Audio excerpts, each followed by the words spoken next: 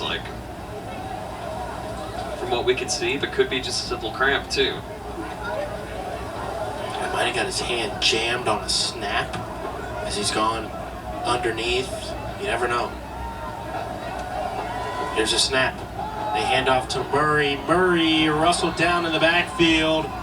Quickly, the Cavaliers got there, and the first one on the scene. And a great pickup coming from Wiegand as well on the tackle. So now, if you're Capital City, you've got less than 4 to go here in this first half, and going to be interested to see what Capital City can do with the time left, as we've got a whistle on the field. As it looks like our lead official this evening in Mike Cusack's going to talk it over with Joe Davinsky. So if It's a clock issue. They're trying to fix the clock. So the clock should be at 3:45. Right now it's at 3:38. So that's what the stoppage in play was for. The clock ran a little bit too much after the play there. So they'll restart on the wind of our referee, Mike Cusack. So you can see Justin Goolsby shaking his hand a little bit more, not looking too happy right now. So just trying to figure out, is it a jam? Is there maybe something more going on? We don't know. But the snap goes over the head of the punter. He's going to have to fall on it at the 15. And this is what Battle has been there. It's what bit them last week. It's certainly coming back to hurt them, and at an absolute not ideal time. Is Capital City in the red zone. Just great coverage, but the muff punts will hurt you. This being another big case of it. And we talked about it earlier, Joe. If there was any Achilles heel to this Battle team, as good as they've been on offense, as stout as they've been on defense, they've been lackluster with the special teams play. And then once again, if you give up 3 touchdowns as they did last week against Park Hill, that is a difference between keeping a game close and basically it becoming a track meet against your opposition. So here comes the Capital City Cavaliers. They give it off to Hurley on 1st and 10. As it could be a double whammy here if Capital City is able to capitalize here in the last 3:30. They get a score and the football back to start the second half. And I mean, if you're Coach Joe Collier, that is absolute best case scenario. And we mentioned at the top of the broadcast, nothing wrong with obviously taking the ball first, but that is a risk turn potential reward. And right now, that risk not rewarding right now for the Spartans.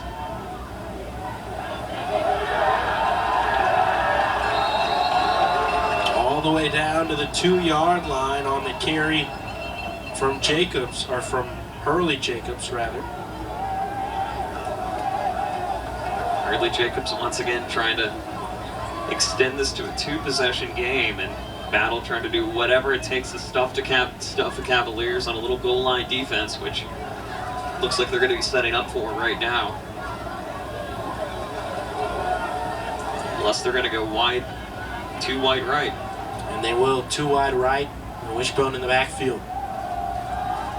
Handoff. Hurley Jacobs, did he get there? And he's in. Touchdown, Capital City. This time from the senior running back, Hurley Jacobs, for a 1-yard scamper into the end zone. And once again, just kind of that great push coming from Hayden Carroll saying, hey, you got this. He's letting the offensive line take that job for him and just push him right on in, or at least give him that open gap to go right on in. And just like that, Capital City now with an opportunity potentially to go up 8.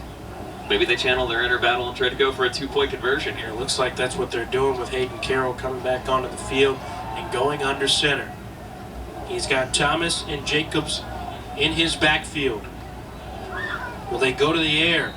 They'll try, but a flag is thrown right before. And it looks like that may push him back a little bit. False start. False start, yep.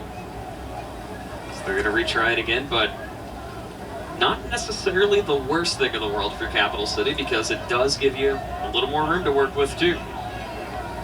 Yeah, but I think they might be going with change of heart as Joe Schaefer comes onto the field, and Hayden Carroll looks like he's going to go on for the hold.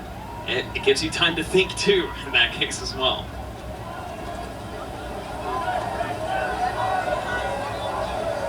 If he converts, it would make it an 8-point game. Only second PAT potentially successful for Capital City this year.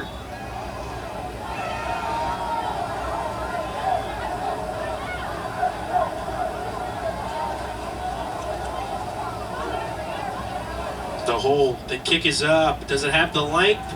It does. Is it through the uprights? It is. Great kick coming from Joe Schaefer. He's got 2 tonight. And just like that, you have an 8-point lead. 26-18. And the Capital City team really, once again, that we saw on paper, they've had the tools and the pieces to make something happen this year. What we didn't expect is taking on one of the more high dominant offenses and stout defenses in battle and holding that 8-point lead. And you got to think too also with Justin Goolsby with what was going on in his hand, how can he rebound here on this next drive? I mean, you've got 2:27 to work with. Since you do have that opportunity to really milk the clock at this point, but going to be interested to see how Battle is going to try to utilize the time they have left. Well, here's the thing that is to their advantage. They have the ability to hurry up that offense with the ability to call plays from the sidelines. I think that's huge. Seeing the fact that Justin Goolsby and company can take a quick swivel of the head, look at their coaching staff from the sideline, get that play and go. They got 1 timeout left, so that can help them a little bit, but they don't have a lot of wiggle room here with 2:27. That they don't. I mean, it's going to be once again kind of that hurry up or assembly line offense that we'll have to see from Battle here in this final 2:27, and they've got a lot of room to work with too. They go with a short kick picked up by Ricky Dunn. If anyone could get it done, it is.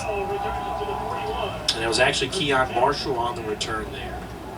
Dunn was in the vicinity, just a couple of steps back. Sometimes it's interesting when you get those squib kicks because the up man will usually be the one to take them. Obviously, your better returners are farther back. And even though Ricky Dunn is a great runner, he's not the guy that's way back waiting for the end-over-end kick. He's closer to the up man. Yeah, it's closer to the middle, closer to the up man, and just once again, maybe the last guy you want to pick up or have receive off that kick because we've seen his speed. Goolsby on 1st and 10, completes a screen pass out to the right side of the field, and DeQual Wright with a big gain on 1st and 10 of 17. Or check that. It's Jaden Donnelly. First completion for Donnelly tonight this evening. And it looks like we may have another timeout. This time it looks like it'll be Capital City taking a timeout.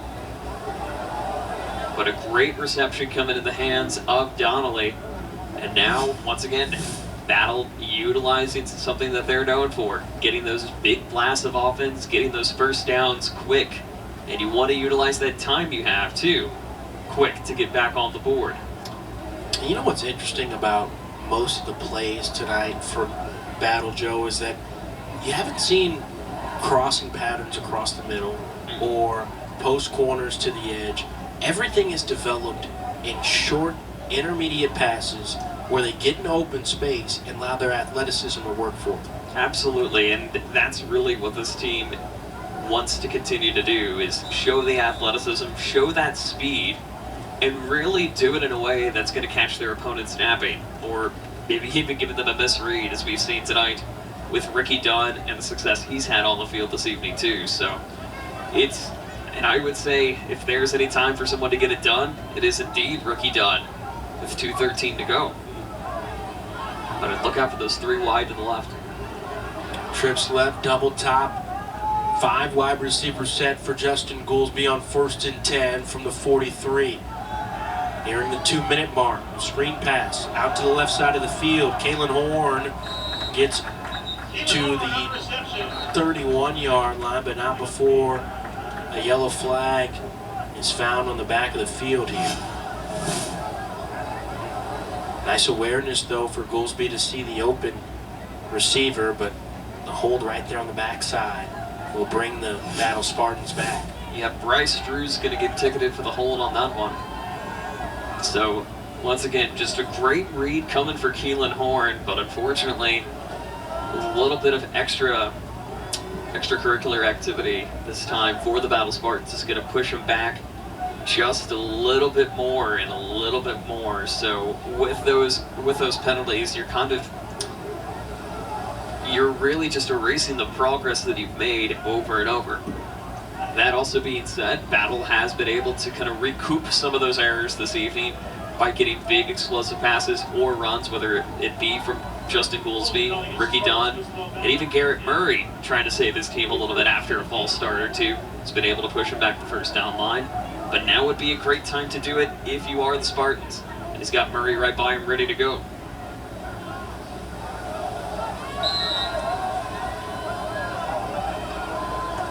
So brings up a 1st and 15. Goolsby wants to go deep. Goolsby, oh my goodness, what a catch!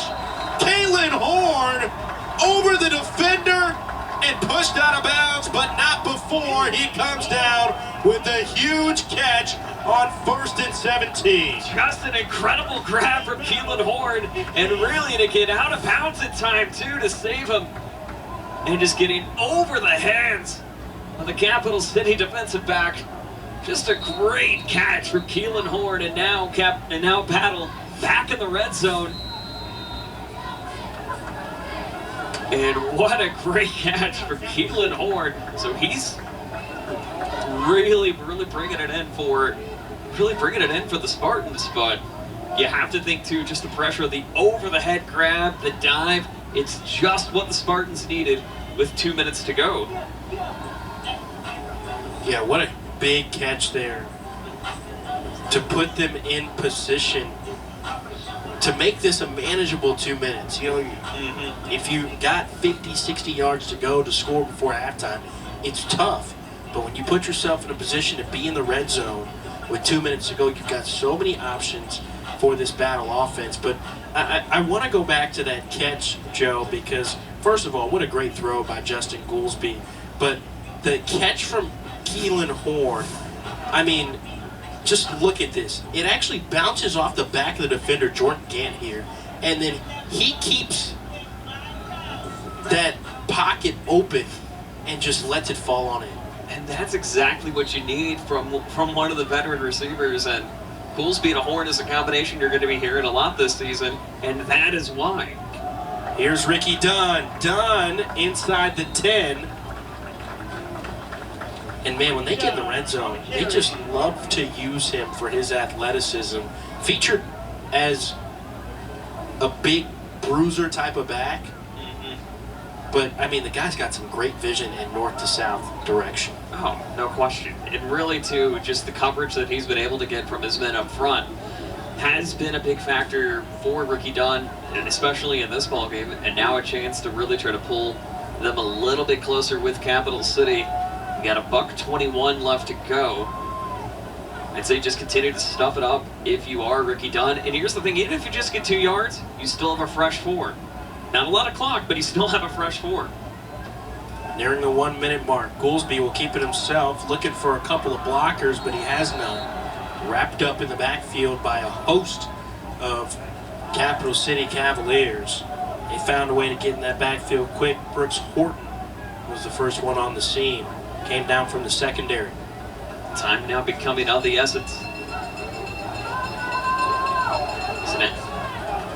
Goolsby's now just going to have to try to find some time. So on 3rd and 5, Goolsby rolls out to his left. Did he catch it and keep it? It was intended for Keelan Horn, and he was able to get the grab. He was a yard short of the first down marker with 30 seconds left to go. Are they going to take a timeout here? And I think they are. Coach Dubinsky knows that this is a huge play, but you don't have a ton of options after burning your last time out. You can get the first down, but that clock's still going to go. Yeah, and once again, at this point, you either have the opportunity to run, or once again, hold it back just a little bit more, maybe go for a quick little wide out. Capital City, you know, this may be one of the better games that they've played against Central Missouri Athletic Conference opponents. If they lead at half, this would be one of the first times that not only they've led at the half, but have had the opportunity to come away with a victory in their 12th conference game in their program's history. Yeah, and you see the stat below, 0-5 all-time versus teams from Columbia. This is only the 6th time since they've only faced off against this Battle Spartan team once. Last year's game was canceled due to COVID-19 precautions. And yet, too, we're starting to see this Capital City team kind of come more in their own. The split back half offense really doing wonders for them. But Battle is known for their explosive plays, and we're going to see what they're going to try to do here on the 4th and 1. On 4th and 1, Goolsby hands off to Dunn. I wouldn't have expected less. Then a touchdown from Battle. Ricky Dunn just barreled his way in the end zone for his 2nd score of the night. And man, this is just pretty to watch. Oh, but he's just absolutely steamrolling over to Capital City defensive backs and just making the end zone his playground, and that's exactly what he's done tonight with 2 touchdowns. And now, I wonder what Battle's going to do here. 3 wide receiver set for Goolsby on the 2-point conversion. Rolls to his right, has nothing. Now rolls to his left, lost it up to the end zone, and it's caught. Keelan Horn comes up big with another big catch, and the Battle Spartans have tied it with just 22 seconds to go in the half. You couldn't have scripted it any better for Coach Dubinsky's squad right there. Oh, and he's a gambler, but this is the time where the gambles pay off, especially on the 2-point conversions. The 4th time is the charm. It's just a great run coming from Goolsby and finding just that nice little bit of real estate to Horn, making it his own. And we've got a tie ball game. How about that?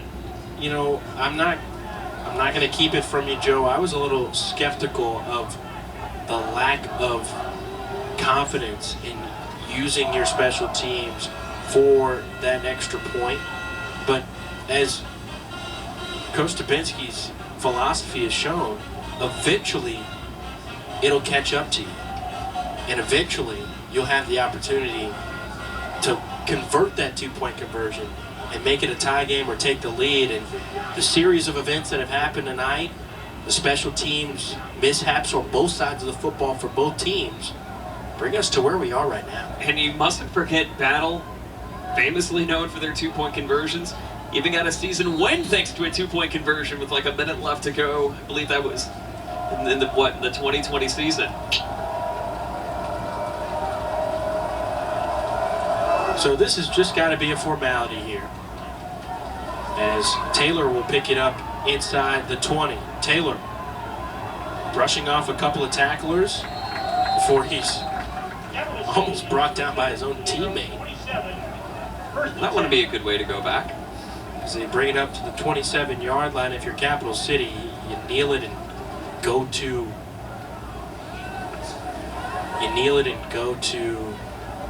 the locker room here. I mean, you'll have the ball obviously leading off going into the second half. But with 21.3 left to go, it's going to be interesting to see. I would expect Collier to have his quarterback take a knee and then come into the second half refreshed, ready to go to receive. But then again, we've seen stranger things happen though. It is the wild and wacky Friday Night Lights and then some, as it looks like we're trying to get the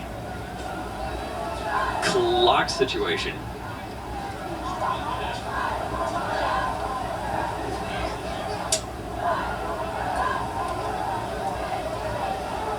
So it looks like they're trying to get the clock figured out with 21.3 left to go, knotted up at 26. If you like offense, this is the game for you. And really 2 teams just continuing to go toe-to-toe with each other. If you have a great CMAC opener, this one is definitely for you, and we've still got 24 minutes left to go. here in this one as they're trying to get the clocks fixed up. It's still at 21.3 just to make sure they've got the right timing. Capital City only with 2 timeouts left. Why would you take it here? Who knows? I think what Battle was trying to vie for was more time off the clock. If you remember, the clock was at 22 seconds when the kickoff was commenced. So you got to bump it down to 15. Yeah, you got to think more time came off the clock than just a couple of tenths of a second. So down to 15 seconds. Capital City will line up, which presumably would be the last play of the half here. Looks like they're going to go for something. Well, they'll take a run from Hurley Jacobs and call it a day. That's really all you can do for Capital City, but what a first half we've had so far. An unexpected first half, nonetheless, too. Tons of offense, back and forth affair. The first conference game of the CMAC season has been nothing short of fireworks here at Battle High School in Como. Coming up next, the Extreme Halftime Report, as we are at half of the Mid-Missouri High School Game of the Week on MC22.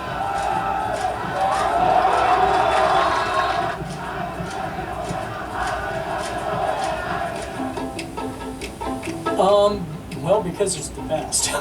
And that's true, because I've thought about that. I mean, definitely the fastest. And the biggest thing I hear most people talk about is the stability of it. MediaCom's network is very reliable. We have a lot of programs in place that can monitor kind of issues that arise. That way we can fix them before they reach the customer.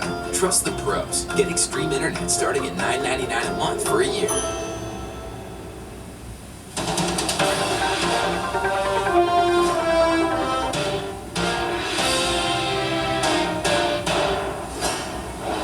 Welcome to the Extreme Halftime Show powered by MediaCom. I'm Rob Brooks. As we wait for game action to continue, let's take a look at all the games you can catch right here on MC22. In Eastern Iowa, Dubuque Senior travels to Cedar Rapids to take on the Prairie Hawks.